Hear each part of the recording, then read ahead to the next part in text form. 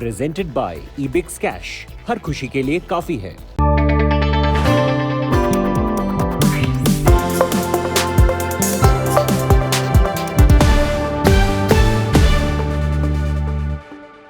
An exclusive conversation for you today with Nivruti Rai. She's the country head at Intel India, one of the most powerful women in business and someone that we've been eager to chat with on India's digital mission, all the latest at Intel, the semiconductor, the chip shortage that's wreaking havoc when it comes to certain industries here in India and lots more. Nivruti, thanks so much for joining us.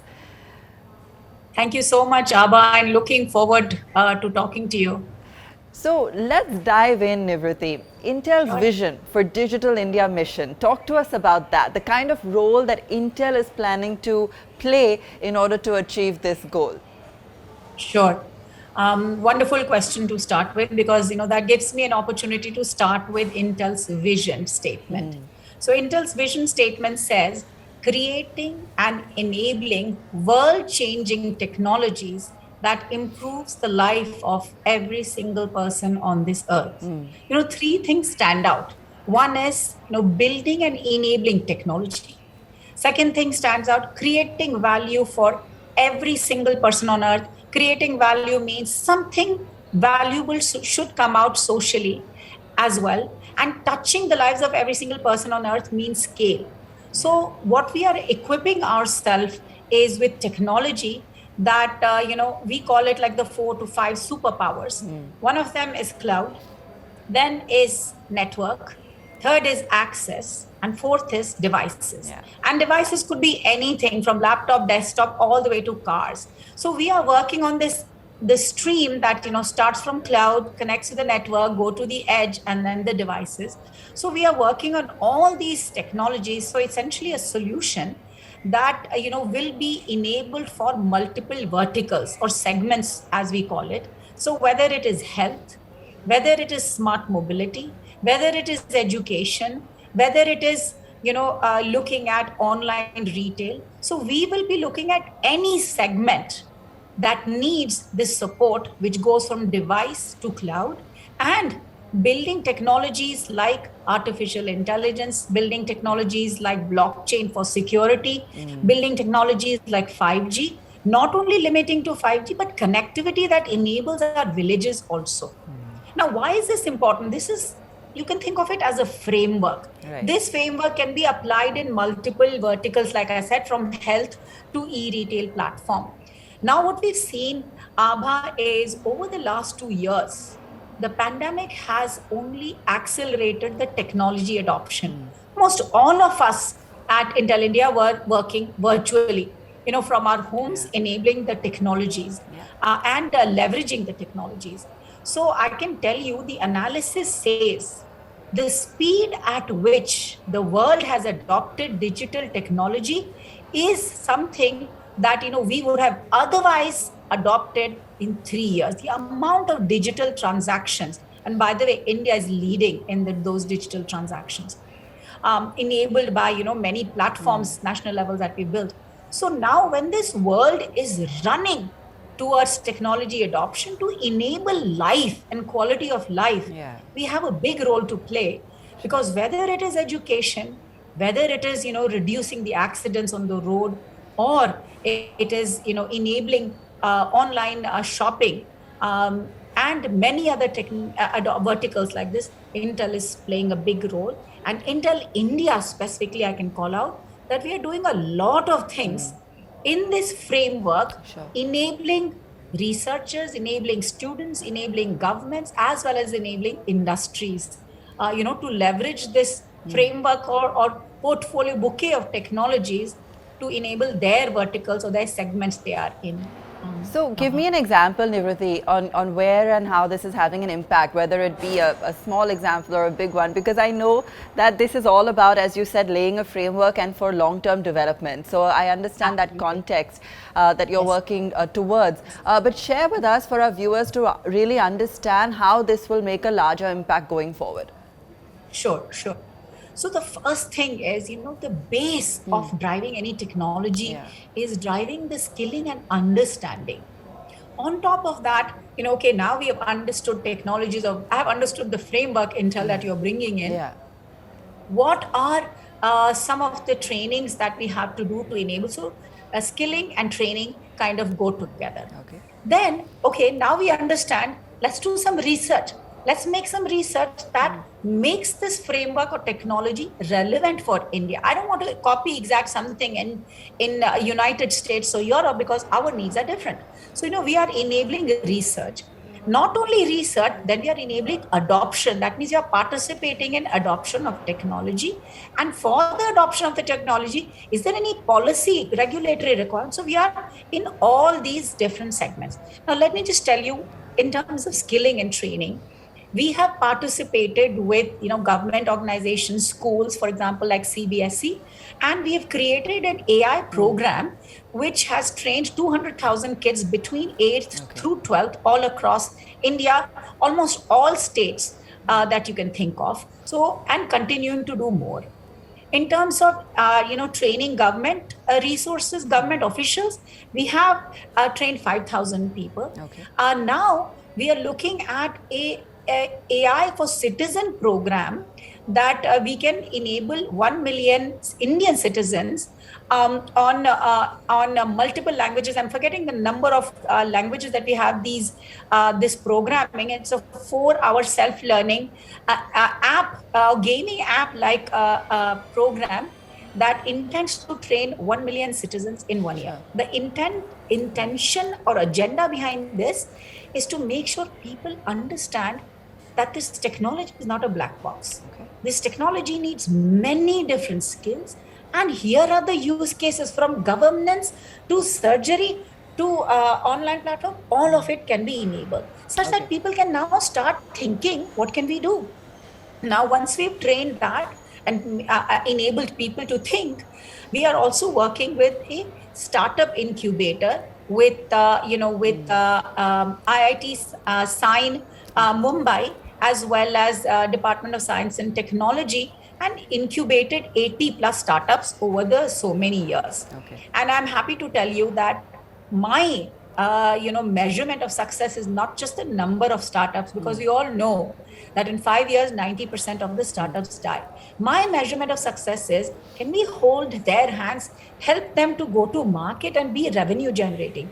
So I'll tell you, 35 of them are revenue generating and are in cutting edge technologies like AI, AR, VR, blockchain, even quantum, to name a few. So now we have enabled startups. We are also driving research ourselves. So we, along with, IIIT Hyderabad and PHFI, the Health Foundation in Telangana, and few others have participated, and we built a research organization called ENAI, and driving a lot of AI research. Now, this AI research is focusing on education, health, and smart mobility. I'll give you the example of smart mobility. Over the last 3 years, we've been collecting a lot of data from pilots that were run in 4 states: Uttar Pradesh, Telangana, Karnataka, and Kerala. And the intent was, how can we reduce collisions that are happening on Indian roads? And we all know that, advanced driver assist system or autonomous driving is not something that's relevant for India, but collision avoidance system definitely is. It's a AI-based technology which has the ability to see around, your vehicle with cameras, etc., and sensors, and even LiDARs in some cases. And we've collected several hundred terabytes of data that's sitting in IIIT Hyderabad and build algorithms for Indian use cases. And I'm happy to tell you that on those 4 states, we've seen 50 to 75% accidents reduction, thereby leading to reducing the deaths that happen. And we all know that 17 deaths happen in an hour, unfortunately, in India, with only 1% of world's vehicles, but 11% accidents. So clearly, something that is very devastating for us, for our people, and also eventually for our economy. So tell me, these are some wonderful initiatives, that you've outlined. What are the challenges, though, in building a digital-ready future? I mean, what you've described as well takes a lot in terms of stakeholders within the ecosystem coming together and making this happen. And even when it comes to skilling, it's a process, it's a journey. While we're attempting, of course, to bridge those gaps through technology, but share with us what are some of the key challenges when it comes to the Indian market in particular, and trying to really scale up the pace of adoption of some of these.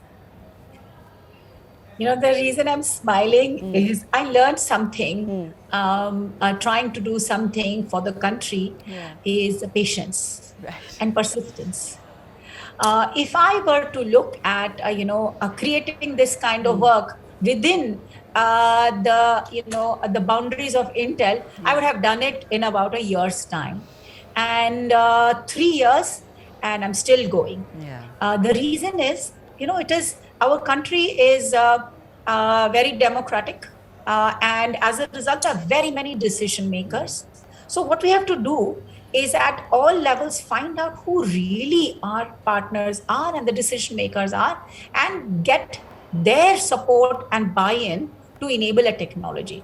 So I'll tell you, this smart mobility technology that I just spoke about, we are now doing a full-blown deployment in Nagpur. And I realized that I have many support required. So I got Mahindra & Mahindra to partner with us. I got IIIT Hyderabad to partner, because we are very careful, conscious about data that India generates. It should be within data, and it should not be used for consumption for benefit of anybody. So keeping all of those requirements in mind, we created a partnership. And not only that, we chose Nagpur because Nitin Gadkari has been a big supporter and enabler for us to drive this technology. It was a very difficult activity for me to drive these 4 POCs in 4 different states, and it took me 3 years. But I'm hoping that this Nagpur deployment takes much less, because now I've learned over the 3-4 years who the partners are.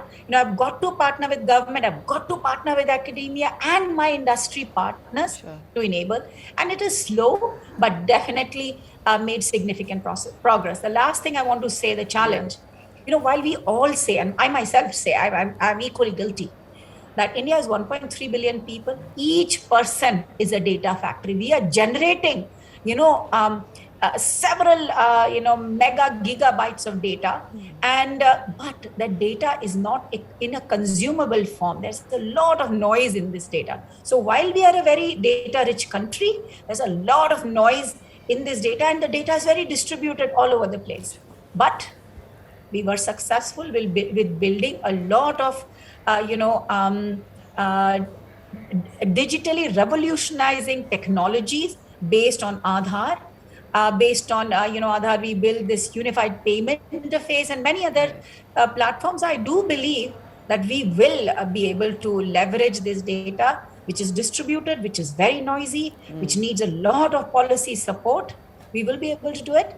It's going to take a little bit more time. Okay. There's been an explosion of demand, Nivruti, for silicon across sectors, across applications. Any opportunities which we see there, particularly for Intel in India? Absolutely. Absolutely. So I want to start with, in March, our CEO announced that Intel will be going through what is called IDM 2.0, Integrated Device Manufacturer. There are very few IDMs. IDMs necessarily very simply means we have our own fab or foundry and we do our own design. There was a time there were very many IDMs. Now very few IDMs are left. I can name a few, but Intel is one. And what the CEO announced, that we will go through what is called IDM 2.0. which means we will not only be fabricating chips for ourselves, we will be opening up our fabs to build chips for fabless design houses around the world. So that's what IDM 2.0 means, and that's what Intel Foundry Services business will drive. which will be enabling building chips for fabless design houses. Now, what is the opportunity for India? Firstly, we have few fabulous design houses. I'm really hoping to build out of India, some large companies, which are fabulous design houses, which build and design products for the world, because that is what is required. We have proven ourselves to be a software smart country. But I'm happy that many of the startups that we are incubating are looking at hardware and systems.